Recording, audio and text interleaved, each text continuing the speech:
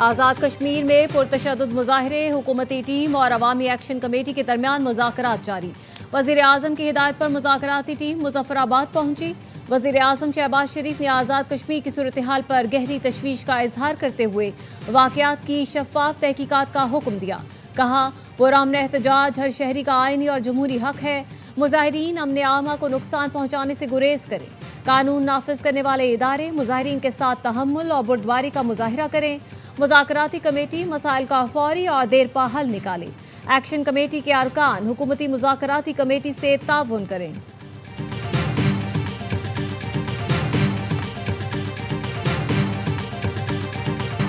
حکومتی مذاکراتی کمیٹی مسئلے کے پرامن حل کے لیے پرامید۔ کمیٹی کی قیادت کرنے والے راجہ پرویز اشرف کا کہنا ہے، ایسی صورتحال میں پاکستان اور کشمیر کے دشمن فائدہ اٹھا سکتے ہیں۔ کوشش ہے بات چیت سے مسائل کا حل نکالیں۔ رانا ثناء اللہ نے کہا، تشدد سے معاملات سلجھتے نہیں، الجھتے ہیں۔ وفاقی وزیر احسن اقبال نے کہا، عوام سے اپیل ہے ایسے عناصر سے دور رہیں جو پاکستان کے امن میں خلل چاہتے ہیں۔ وزیر اعظم آزاد کشمیر چودھری انوار الحق نے کہا، مذاکرات میں جو کمی رہ گئی تھی کوشش ہوگی اسے دور کیا جائے۔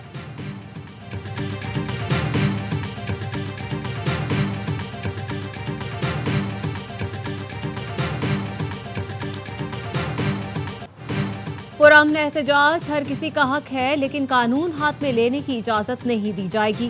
شرپسند عناصر دشمن کی ایما پر آزاد کشمیر کام خراب کرنے کی کوشش کر رہے ہیں۔ محسن نقوی کہتے ہیں، حکومت کشمیری بھائیوں کے مسائل کے حل کے لیے ہمہ وقت تیار ہے۔ وفاقی وزیر داخلہ نے پیمز میں زخمی اہلکاروں کی عیادت کی، ہمت اور حوصلے کو سراہا۔ پیمز میں اسلام آباد پولیس کے 31، آزاد کشمیر پولیس کے 12 اہلکار زیر علاج۔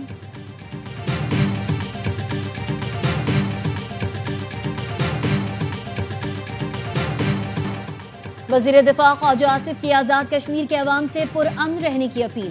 کہا، احتجاج کرنے والوں سے درخواست ہے مقبوضہ کشمیر کی 3 نسلوں کی جدوجہد پر غور کریں۔ جو آپ کو میسر ہے اس کا عشر عشیر بھی وہ تصور نہیں کر سکتے۔ وہ کشمیر کی آزادی کی تاریخ اپنے خون سے لکھ رہے ہیں۔ کشمیر کی جنگوں میں شہید فوجیوں میں پنجابی، پختون، بلوچ، سندھی، گلگتی اور بلتی شامل ہیں۔ پاکستان نے اپنا وجود کشمیر کی آزادی کے لیے داؤ پر لگایا ہے اور لگائیں گے۔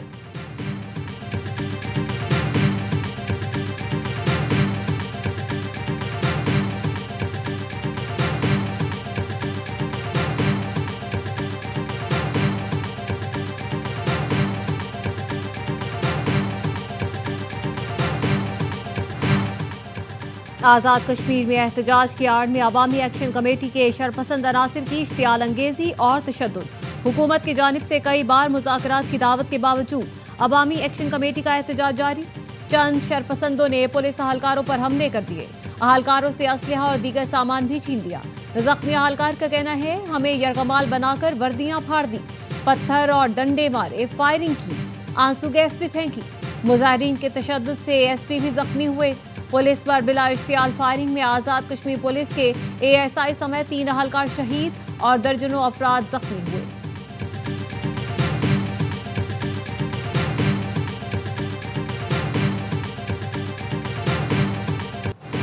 اسلام آباد پولیس کا نیشنل پریس کلب پر دھاوا اور توڑ پھوڑ۔ مظاہرین سمجھ کر صحافیوں کو تشدد کا نشانہ بنا ڈالا۔ کیفیٹیریا میں موجود صحافیوں پر بھی ڈنڈے برسائے۔ PFUJ کے صدر افضل بٹ نے بتایا، پولیس نے صحافیوں کو لٹا کر مارا۔ بدترین واقعے پر آنکھیں بند کر لی تو یہ واقعہ دیگر جگہوں پر بھی پیش آ سکتا ہے۔ اسلام آباد پولیس کا رویہ ناقابل برداشت ہے۔ سیکریٹری نیشنل پریس کلب نیر علی کا تشدد میں ملوث اہلکاروں کے خلاف کارروائی کا مطالبہ۔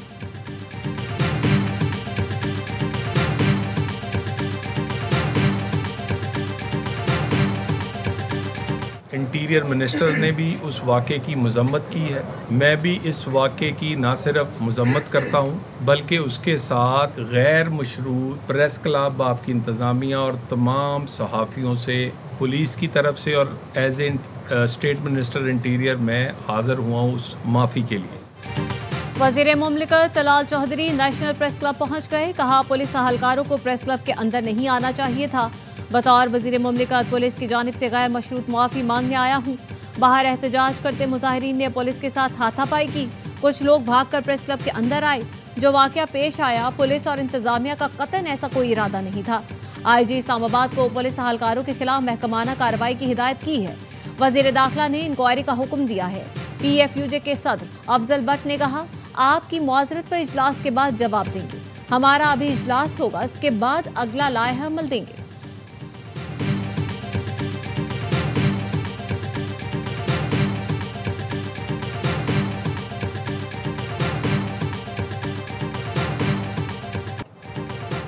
غزہ امداد لے کر جانے والے گلوبل سموتھ فلوٹیلا پر اسرائیلی فوج کا حملہ، پاکستان کے سابق سینیٹر مشتاق احمد سمیت 200 افراد کو حراست میں لے لیا۔ اسرائیلی فوج نے فلوٹیلا کی لائیو سٹریمنگ بند کر دی، انٹرنیٹ اور کمیونیکیشن کو جام کر دیا، پانی کی توپوں سے کشتیاں ڈبونے کی بھی کوشش کی۔ اسرائیلی نیوی نے گلوبل فلوٹیلا کی 43 کشتیاں قبضے میں لے لیں، اشدود کی بندرگاہ پر پہنچایا جا رہا ہے۔ اسرائیلی جارحیت اور رکاوٹوں کے باوجود گلوبل سموتھ فلوٹیلا کی ایک کشتی غزہ کے پانیوں میں داخل۔ مانیٹرنگ ٹیم نے بتایا، میکنو نامی کشتی غزہ کے پانی میں ٹریس کی گئی۔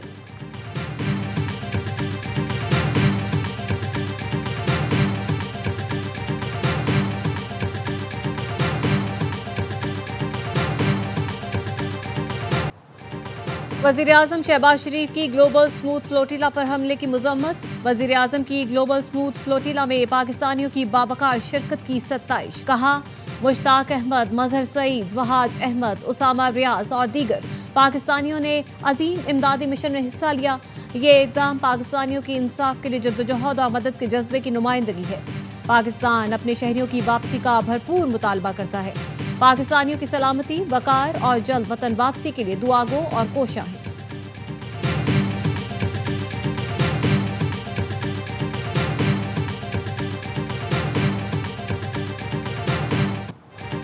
اسرائیلی جارحیت کے خلاف دنیا بھر میں مظاہرے جاری۔ ترکیہ، ملیشیا، تیونس، اسپین، یونان، ارجنٹائن اور ڈنمارک میں فلسطینیوں سے اظہار یکجہتی کے لیے بڑی تعداد میں لوگ سڑکوں پر نکل آئے۔ مظاہرین کی غزہ میں جاری نسل کشی، گلوبل سموتھ فلوٹیلا پر حملوں کی شدید مذمت، اسرائیلی مظالم اور فلسطین کے حق میں نعرے۔ مظاہرین کا عالمی برادری سے فلوٹیلا کے امدادی کارکنوں کے تحفظ کے لیے مؤثر اقدامات کا مطالبہ۔ اسرائیل کو تشدد سے روکنے اور اسلحے کی فراہمی بند کرنے کے لیے بھی آواز اٹھائی گئی۔ ہالی ووڈ کے 5000 سے زائد اداکاروں، فلم سازوں اور صنعت کاروں نے اسرائیلی فلم انڈسٹری کے بائیکاٹ کا اعلان کر دیا، موقف اپنایا۔ یہ انسانی حقوق کی حمایت میں ایک غیر جانبدار اقدام ہے۔ مقصد غزہ میں جاری تنازع اور اسرائیلی پالیسیز کے خلاف احتجاج کرنا ہے۔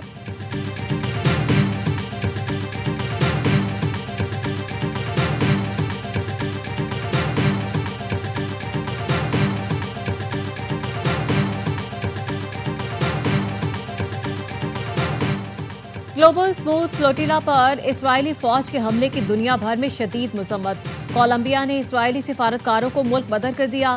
ملائیشین وزیر اعظم نے کہا، انسانی ہمدردی کے مشن کو روک کر اسرائیل نے نہ صرف فلسطینی عوام کے حقوق بلکہ بین الاقوامی ضمیر کی بھی توہین کی ہے۔ حماس کا کہنا ہے فلوٹیلا کو روکنا اور کارکنوں کو گرفتار کرنا دہشت گردی ہے۔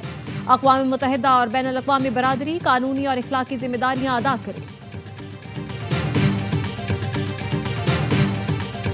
نواز شریف کی بیٹی ہوں، ہمیشہ پنجاب کی بات کروں گی اور اس پر معافی بھی نہیں مانگوں گی۔ وزیر اعلیٰ مریم نواز کا دو ٹوک موقف، کہا سیلاب آیا تو لیکچر دیا گیا کہ دنیا کے آگے ہاتھ پھیلاؤ۔ آج ہم IMF کے غلام بنے ہوئے ہیں، کچھ کرنے کا سوچتی ہوں تو سننے کو ملتا ہے IMF نہیں مانے گا۔ یہ کتنی بڑی تذلیل ہے۔ میں اپنے لوگوں کو کبھی کشکول پکڑنے نہیں دوں گی۔ عوام کام کرنے والوں اور فقط باتیں کرنے والوں میں فرق سمجھیں۔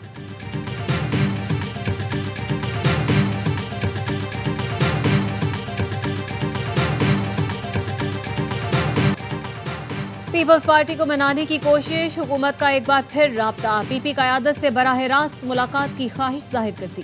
پیپلز پارٹی نے پارٹی قیادت کی عدم دستیابی سے آگاہ کر دیا، بتایا آصف علی زرداری اور بلاول بھٹو ملک میں موجود نہیں۔ ذرائع کا کہنا ہے نائب وزیر اعظم اسحاق ڈار پی پی قیادت کو براہ راست اعتماد میں لینا چاہتے ہیں۔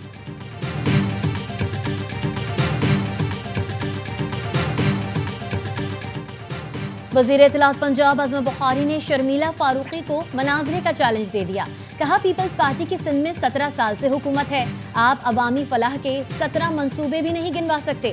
مریم نواز نے 1.5 سال میں 90 منصوبے شروع کیے، 50 مکمل ہو چکے۔ بے نظیر انکم سپورٹ پروگرام کو آپ کیوں زبردستی پنجاب کے سیلاب متاثرین پر مسلط کرنا چاہتے ہیں؟ سندھ میں ایسی ترقی ہو رہی ہے جو نظر نہیں آ رہی۔ 17 سال کی حکومت والوں کو پنجاب سے موازنے کا شوق ہے تو آ جائیں مناظرہ کر لیں۔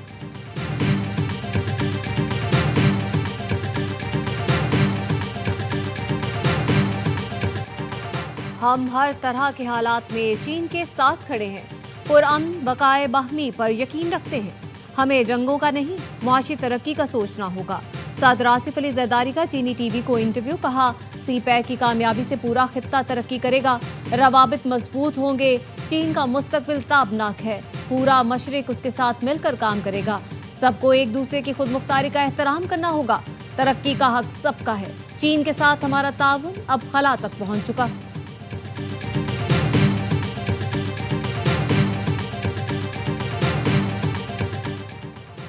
کابینہ میں رد و بدل بانی پی ٹی آئی کے ویژن کو آگے بڑھانے کے لیے کیا گیا ہے۔ مشیر اطلاعات کے پی بیرسٹر سیف کہتے ہیں سیاسی رنگ دے کر مخالفت کرنے والے دراصل بانی کے ویژن کے مخالف ہیں۔ بانی نے وزیر اعلیٰ پر مکمل اعتماد کا اظہار اور کابینہ میں رد و بدل کا اختیار دیا۔ علی امین گنڈاپور کو حکومتی کارکردگی مزید بہتر بنانے کی ہدایت کی۔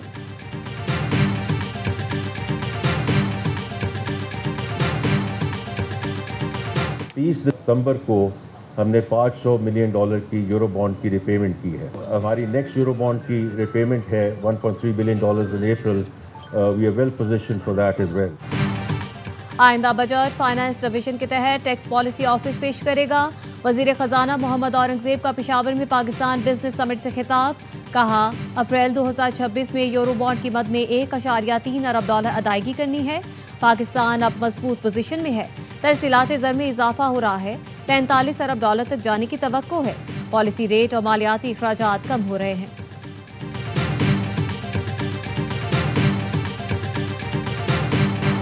آئی ایم ایف کی شرط، درآمد گاڑیوں کی سیفٹی سٹینڈرڈ 17 سے بڑھا کر 62 کر دی گئیں۔ حکومت نے نوٹیفیکیشن جاری کر دیا۔ سیفٹی سٹینڈرڈز امپورٹڈ اور لوکل مینوفیکچرڈ گاڑیوں کے لیے لازمی قرار۔ امپورٹڈ گاڑیوں پر ماحول، سیفٹی، معیار اور ٹیسٹنگ کے انٹرنیشنل سرٹیفکیٹ حاصل کرنا ہوگا۔ اطلاق 1 اکتوبر سے کر دیا گیا۔ مقامی طور پر تیار گاڑیوں پر سیفٹی سٹینڈرڈز کا اطلاق 1 جولائی 2026 سے ہوگا۔ صرف کمرشل امپورٹرز ہی گاڑی درآمد کر سکے گا۔ درآمد کنندگان کو جاپان، کوریا اور چین سے وہیکل انسپیکشن سرٹیفکیٹ بھی لینا ہوگا۔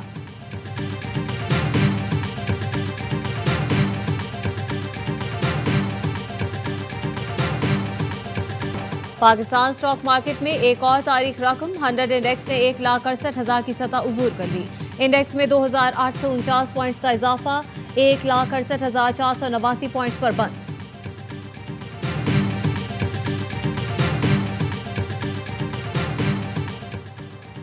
گورنر سندھ اور چینی کونسل جنرل کا الیکٹرک وہیکلز کمپنی کے انڈسٹریل پارک کا دورہ۔ کامران خان تیسوری نے کہا سندھ میں الیکٹرک گاڑیوں کی مانگ تیزی سے بڑھ رہی ہے، ماحولیاتی آلودگی سے پاک معاشرہ وقت کی اہم ضرورت ہے، چین سے جدید ٹیکنالوجی کے حصول کے خواہاں ہیں۔ چینی کونسل جنرل بولے پاکستان چینی سرمایہ کاروں کے لیے پرکشش مارکیٹ ہے، الیکٹرک وہیکل سمیت کئی شعبوں میں سرمایہ کاری کے مواقع موجود ہیں۔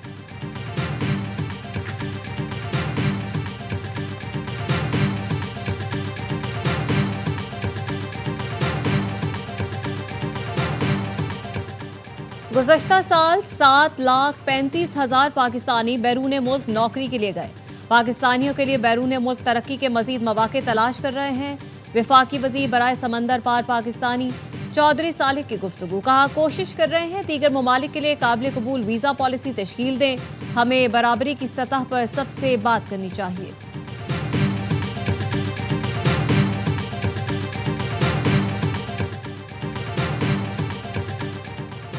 امریکی goods company Procter and gamble کا پاکستان میں کاروبار بند کرنے کا اعلان۔ اعلامیے میں کہا پاکستان میں کاروبار بند کرنے کا فیصلہ عالمی ری اسٹرکچرنگ پروگرام کا حصہ ہے۔ بورڈ میٹنگ میں پورٹ فولیو، سپلائی چین اور تنظیمی فیصلے کیے جائیں گے تاکہ ترقی اور ویلیو کریشن کو تیز کیا جا سکے۔ جون میں پی اینڈ جی نے اعلان کیا تھا کہ وہ آئندہ 2 سال میں دنیا بھر سے 7,000 نوکریاں ختم کرے گی۔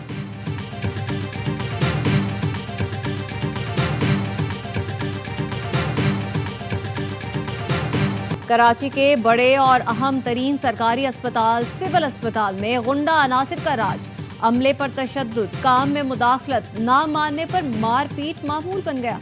सिविल अस्पताल के एडिशनल MS OPDs ने MS को हिरासानी और गैर कानूनी सरगर्मियों में मुलव्वस अफराद के खिलाफ कार्रवाई के लिए खत लिख दिया।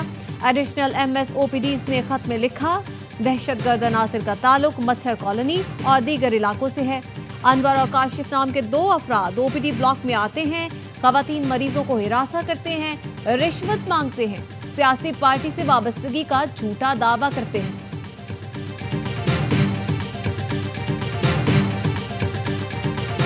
कराची में भत्ताखोर फिर सरगर्म, खुली दहशतगर्दी। गार्डन में जमात खाने के करीब मुलजिमान ने जेरे तामीर इमारत में भत्ते की पर्ची फेंकी और फायरिंग कर दी।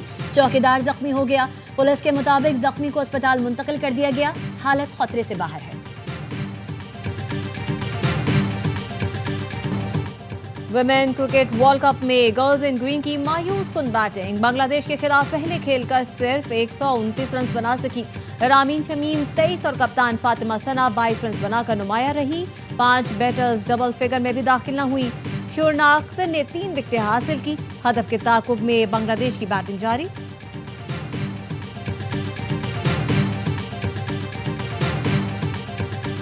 सियासत को खेल में लाने पर जनूबी अफ्रीका के साबिक कप्तान AB डिविलियर्स की भारत पर कड़ी तनकीद। मुतालबा किया कि खित्ते की सियासत को खेल के मैदान से अलग रखा जाए।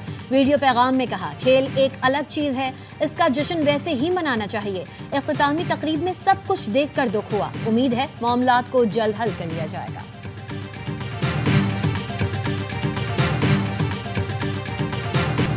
और कॉमेडी की दुनिया के बेताज बादशाह वर्सेटाइल फनकार उमर शरीफ को मदाहों से बिछड़े 4 बरस बीत गए। उमर शरीफ ने स्टेज की दुनिया से फिल्म के बड़े पर्दे तक अपनी सलाहियतों का लोहा मनवाया। कमाल अदाकारी और लाजवाब परफॉर्मेंस पर उन्हें दीगर अवार्ड समेत हुकूमत पाकिस्तान की जानिब से तमगा इम्तियाज से भी नवाजा गया।